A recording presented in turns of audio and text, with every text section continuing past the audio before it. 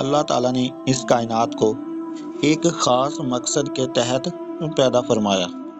آسمان، زمین، پہاڑ، سمندر، درخت اور ستارے، یہ سب کچھ انسان کی پیدائش سے پہلے ہی موجود تھا۔ زمین بالکل خالی نہیں تھی، بلکہ اللہ کی قدرت کا ایک مکمل نظام پہلے قائم تھا۔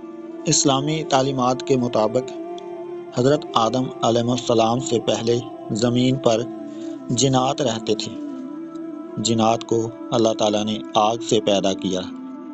یہ مخلوق زمین پر رہتی تھی، حرکت کرتی تھی اور ان کے پاس اختیار بھی تھا، یعنی وہ اچھا یا برا کام کر سکتے تھے۔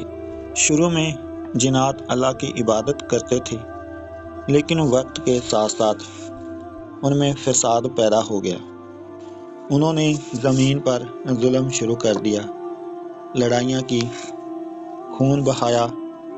جب ان کا فساد بہت بڑھ گیا تو اللہ تعالیٰ نے فرشتوں کو حکم دیا زمین کو ان کے شر سے پاک کریں۔ فرشتوں نے اللہ کے حکم سے زمین پر امن قائم کیا۔ فرشتے خود ایک نورانی مخلوق ہیں، وہ صرف اللہ کے حکم کی اطاعت کرتے ہیں اور کبھی نافرمانی نہیں کرتے۔ وہ زمین پر اللہ کے نظام کو قائم رکھنے کے لیے کام کرتے ہیں۔ اسی دوران ایک جن تھا جس کا نام ابلیس تھا۔ وہ بہت زیادہ عبادت گزار تھا۔ اس کی عبادت کی وجہ سے اسے فرشتوں کے ساتھ رہنے کا مقام ملا۔ وہ اللہ کی عبادت کرتا تھا اور بہت بلند مقام تک پہنچ چکا تھا۔ پھر وہ وقت آیا جب اللہ نے ایک نئی مخلوق پیدا کرنے کا فیصلہ فرمایا۔ یہ مخلوق انسان تھی۔ اللہ تعالیٰ نے فرشتوں سے فرمایا، میں زمین میں ایک خلیفہ بنانے والا ہوں۔ فرشتوں نے عرض کیا، اے اللہ، کیا آپ ایسی مخلوق پیدا کریں گے جو زمین میں فساد کرے گی اور خون بہائے گی؟ کیونکہ وہ پہلے جنات کو دیکھ چکے تھے جو زمین میں فساد کرتے تھے۔ اللہ تعالیٰ نے فرمایا، میں جانتا ہوں جو تم نہیں جانتے۔ پھر اللہ تعالیٰ نے مٹی سے ایک خاص مخلوق کو بنایا۔ یہ مخلوق تھے حضرت آدم علیہ السلام۔ اللہ تعالیٰ نے اپنے حکم سے حضرت آدم علیہ السلام میں روح پھونکی اور وہ زندہ ہو گئے۔ یہ ایک بہت عظیم لمحہ تھا۔ اللہ تعالیٰ نے حضرت آدم علیہ السلام کو علم عطا فرمایا، انہیں چیزوں کے نام سکھائے جو فرشتوں کو نہیں معلوم تھے۔ اس سے ظاہر ہوا کہ انسان کو علم کی خاص صلاحیت دی گئی۔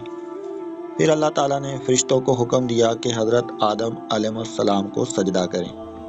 تمام فرشتوں نے فوراً اللہ کے حکم کی تعمیل کرتے ہوئے سجدہ کیا، لیکن ابلیس نے سجدے سے انکار کر دیا۔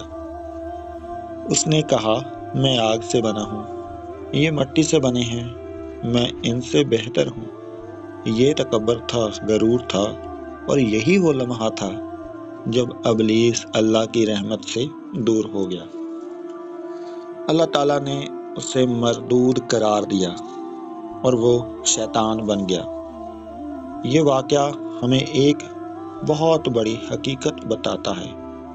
حضرت آدم علیہ السلام سے پہلے زمین موجود تھی، جنات موجود تھے، فرشتے موجود تھے اور اللہ کا مکمل نظام قائم تھا، لیکن انسان کو ایک خاص مقصد کے لیے پیدا کیا گیا۔